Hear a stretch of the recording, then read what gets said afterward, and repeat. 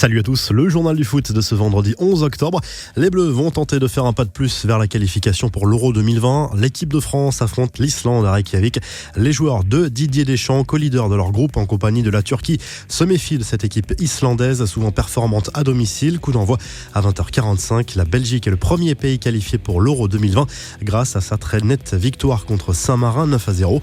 Keylor Navas et Mauro Icardi peuvent voir venir. Les dirigeants du PSG ont mis le paquet pour attirer le gardien du Costa Rica et l'attaquant argentin en termes de salaire. D'après l'équipe qui s'appuie sur des sources espagnoles, l'ancien madrilène toucherait 1 million d'euros brut mensuel. C'est une rémunération énorme pour un gardien et c'est plus que ce qu'il gagnait au Real. Mauro Icardi est bien loti également et gagnerait autour de 800 000 euros bruts par mois. Et si le PSG lève l'option d'achat, son salaire pourrait encore grimper. Didier Deschamps, consterné par la mauvaise foi de Pierre Ménez, extrait d'un entretien diffusé ce vendredi soir après France-Islande sur TF1. Le journaliste persiste et signe. Pour lui, les Bleus ne méritaient pas de gagner la Coupe du Monde et surtout la finale au vu du jeu proposé. On peut dire tout ce qu'on veut, on a été d'une efficacité redoutable, a répondu le sélectionneur des Bleus, clairement agacé par les critiques répétées de Pierre Ménez.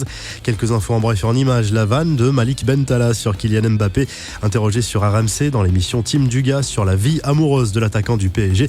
L'humoriste a répliqué avec sa spontanéité habituelle. La fiancée de Kylian Mbappé, mais Kylian est encore un enfant, il regarde encore Franklin la tortue.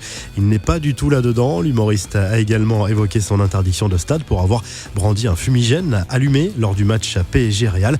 Je me suis lâché, j'aimerais qu'ils mettent autant de sévérité à condamner les gens qui font des cris de singe ou jettent des bananes dans les stades, a-t-il répliqué. Il y aura des jolis coups à faire sur le marché des transferts l'été prochain. Le Daily Mail a dressé son équipe type des joueurs qui seront libres dans un an. On y retrouve 4 Parisiens, dont Thiago Silva et Cavani. On y retrouve aussi David Silva, Modric, Eriksen ou encore Mertens. Ambiance détendue pour les Français du Barça dans une vidéo publiée sur le site du club Laograna. Ousmane Dembélé a subi les moqueries amicales de ses coéquipiers aux questions de savoir lequel des 5 Français du Barça était le plus susceptible d'oublier son passeport, d'oublier où il avait garé sa voiture ou de rire au mauvais moment. Samuel Umtiti, Clément Langlais, Antoine Griezmann et Jean-Claire Todibo ont tous désigné leurs jeunes coéquipiers dans cette vidéo décalée. Ansu Fati, future star de la Roja, c'est possible. Les démarches administratives permettant à la jeune pépite du Barça de bénéficier de la double nationalité ont été menées à bien et validées par la FIFA.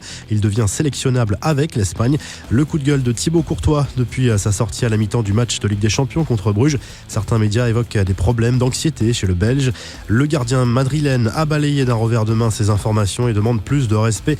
Moment historique en Iran lors du match contre le Cambodge dans le cadre des éliminatoires de l'Euro 2022. Le match s'est déroulé en présence de plusieurs milliers de femmes d'ordinaire tenues à l'écart des stades. La FIFA a fait pression. La revue de presse, le journal L'équipe fait sa une sur le déplacement des Bleus en Islande avec ce titre à 2 pas de l'Euro.